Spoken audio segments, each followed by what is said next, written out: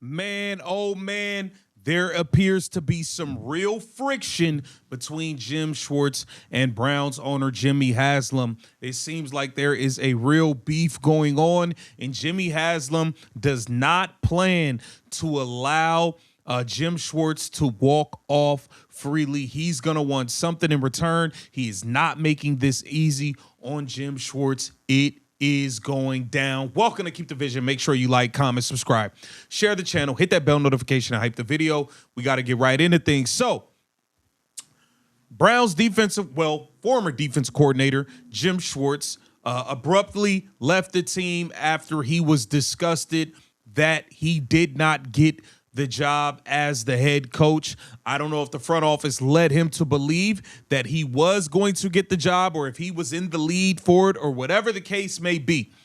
But the fact is, Todd Monken got the job and Jim Schwartz threw a fit, told everybody he's leaving, not coming back, packed up his stuff, and now he is not returning to the team. Now, he's still under contract for 2 years.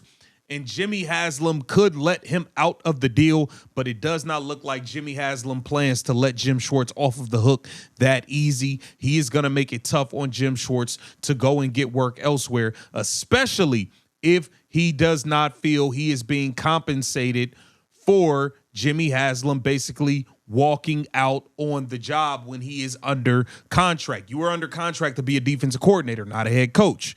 And Jimmy Haslam's not letting this thing go. We have to get into what they had to say about this on 92.3 The Fan as they address this situation. This is kind of wild. Have the type of job that is available and open, we should be getting, I'm not saying the most high profile of candidates, but I do find it peculiar that the guys that are being mentioned in this are internally guys that we've talked about previously, but it's not as if this is a bunch of heavyweights. When, if you look at the roster and the players in this team, Daryl, there are a lot of heavyweights there. But it does make me wonder, is the Jim Schwartz thing gone? Have we set sail on the idea that Jim Schwartz can come back at all? Yeah, no, there's no chance he can come back. Zero chance. Okay, because not only is he resigned, and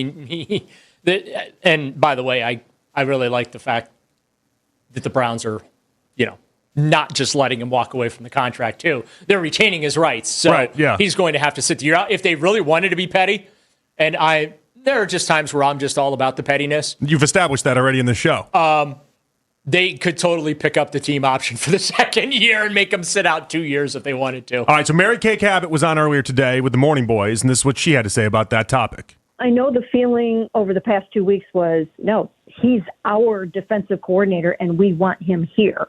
I don't know if that will change with time and they would consider it, but I really don't think that they want him coaching anywhere but the Cleveland Browns. You can't send a message to the NFL that, you can come here, sign a contract, tell us that you're going to be here through 2027, and then just go do what you want to do after that. It didn't work that way for Myles Garrett, and I doubt it's going to work that way for Jim Schwartz. I think that they want him to be the defensive coordinator of the Cleveland Browns, and I just don't think they're going to make it that easy on him. So what's interesting is Mary Kay almost sets up this narrative that the door isn't closed, and there are, in fact, kind of what you're talking about in being petty. They could just be petty enough to the spot where Jim Schwartz would come back. Where I disagree, though, with Mary Kay's assessment, and I just don't know why Jim Schwartz would go through that. Right. I'm with you more than I am anyone else in the idea that he's gone, and we just kind of have to accept that he's gone. But the idea that Mary Kay has cracked a door open to this, I do find intriguing. Yesterday, Jim Schwartz submitted his letter of resignation as defensive coordinator of the Cleveland Browns. We'd like to thank Jim for his contributions to our organization over the last 3 seasons. I'm with you. Our search for a new defensive coordinator will begin immediately. I'm pretty sure that door's been slammed shut. I would think so, too, and that's why it was so peculiar when I heard Mary Kay today suggesting that the door has not yet been slammed shut. And I don't want to, and I certainly don't want to put any words in Mary Kay's mouth. Clearly somebody thinks that they still have a chance in this race is the point. The way I took what I heard there was that if he's not going to be our defensive coordinator this year, he's not going to be anybody's But I wondered coordinator. if that was in direct response to Jason LaCanfora, your buddy Jason LaCanfora's report a couple days ago, suggesting that the Raiders are going to do basically whatever it takes to be able to land Jim Schwartz. Money is not an option. They're going to try to push whatever they can to if they make want to Jim give Schwartz us the their number one defensive pick in the coordinator. draft and Fernando Mendoza, I might listen to it. Within reason, obviously. Can we talk about within reason? But that the idea that Mary Kay brings up that I do agree with is the idea that if they want to play hardball, they've shown in the past they are more than willing to do so. Like there was no part of them that was going to play ball when it came to Myles Garrett. They abruptly told Myles Garrett, listen, we're going to pay you while we do it, but we're going to make sure that you don't get to go to any other team. Like this is our call. You're under contract. We can readjust that with negotiations and everything, but you're under contract, and as long as you're under contract, we're not going to deal with you threatening us, basically. And I thought it was a principal move with what they did with Myles Garrett because they didn't want other people pushing them around. This would fall under that same umbrella. Well, they offered Jim Schwartz a pay raise. Yeah, Jim Schwartz was pissed. He didn't want it. Right. So, but the idea... I understand what you're saying about it falls under the same umbrella, but the situations are a little different. They basically... it's not a one-for-one, obviously. Right. I mean, they forced him to resign, but they also said, we're holding you to your contract. We retain your right. You can't go anywhere else.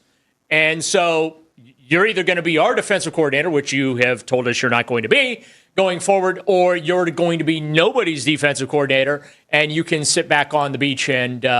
Right, but my point is that I feel like they're out here regaining a little bit of power is the point. And they did this with Myles, and they're doing this now here because when they let Bill Callahan go and coach for his son, and they did it under the idea of like, we're just good people. We just let people out of their contracts to do whatever they want to do. Well, they did it for Kyle Shanahan, too. I think they started to set a bad precedent. And I think the idea was, at the time, they wanted to seem like they were the good guy in all of this.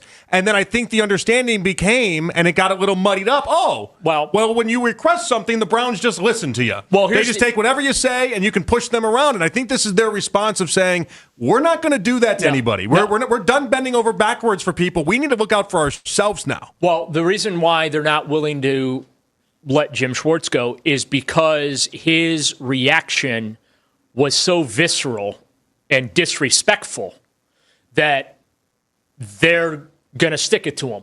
He gave them a reason to stick it to him and prevent him from moving on immediately with his coaching career. I also think a part of it is showing a backbone, though. Right, but that's why I made the joke. If they really wanted to be petty, they say we're exercising our team option and we're going to hold you to 2 years. I mean, everything's on the table. Is it not? Now, do I think that the Browns are going to do that? Probably not. I think 1 year, that's fair. But the fact that he spoke in certain ways to certain folks in that building out of anger and out of frustration. And I talked about this on my Sunday show. And I used the analogy of a guy asking a girl out and the girl says no. And then the guy blows up in anger at the girl for saying no. Yeah. And all you're doing is you're validating her decision to say no. Yeah. And the point that I was making is that Jim Schwartz's reaction, while understandable from a professional and from a human level, perfectly understandable. I get it. And I'm not going to be a hypocrite. If I were in his shoes, I probably would have had the same one. Because I, too, am shocking, I'm an emotional guy, too. So I probably would have reacted the same way.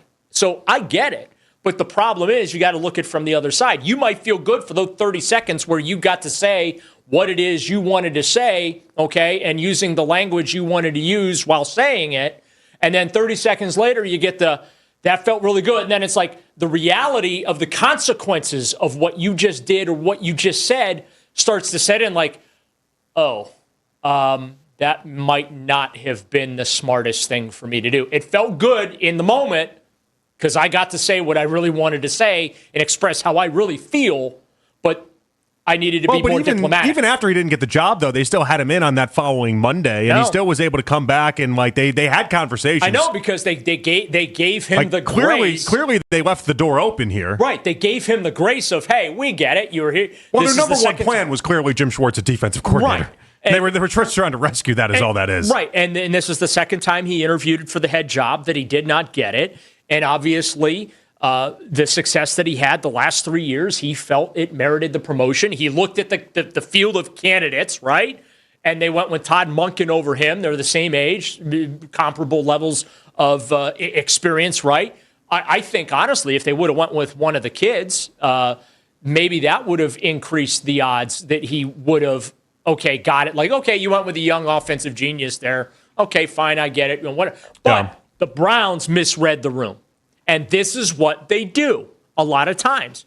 They don't factor in the human element a lot. And what I mean by that is I think they took for granted that Jim would just be like, yeah, I'm just going to go along with whatever. If I get the head coach job, or if I don't get the head coach job, I'm just going to be happy and complacent with staying in my current position instead of being very, very angry that, hey, it's not like teams were knocking on his door. I know he interviewed with the Ravens. I get that. But he wasn't anywhere near close to being a finalist for that job. His agent, too, I think, was doing his job on the behalf of his client. But I think his agent was pressing the issue a little too much. And the Browns, I don't think, were very comfortable with that, too, right? They wanted to go through their process and take their time. It took them 24 days to